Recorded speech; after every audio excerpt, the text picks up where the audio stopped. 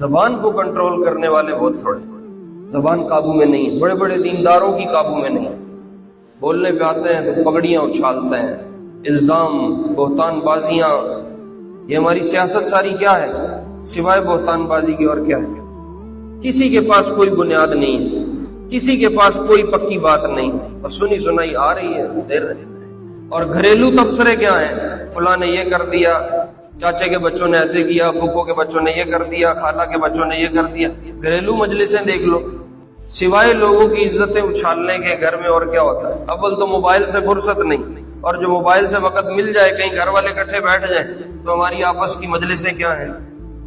گھر میں خواتین ہیں، اللہ نے مال دیا ہے تو نوکرانیاں کام کرتی ہیں، وہ سارا دن بیٹھ کے فلمیں دیکھتی ہیں، ڈرامے دیکھتی ہیں، اور اگر وہ نہیں ہیں تو پھر گھر میں تبصرے اپنے سن لو عورتوں کے کیا ہیں؟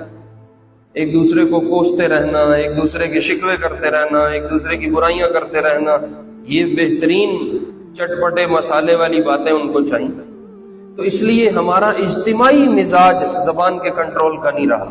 ہمارے استاد جی کہا کرتے تھے اگر دسترخوان پہ ہاتھ کنٹرول میں نہیں اور غصے میں زبان کنٹرول پہ نہیں تو سمجھو یہ بندہ اس کا دین کنٹرول میں نہیں ہے، یہ فارغ ہے، یہ خواہش کا غلام ہے، یہ پیٹ کا بھی پجاری ہے اور زبان کا بھی پجاری ہے۔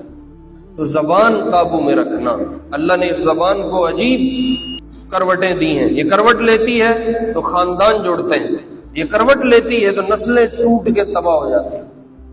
اس کی کروٹ میں اللہ نے زہر رکھا ہے، اس کی کروٹ میں اللہ نے شہد رکھا ہے۔ آپ میٹھا بول بھی بول سکتے ہیں، آپ کسی کو کڑوی بات بھی کر سکتے ہیں،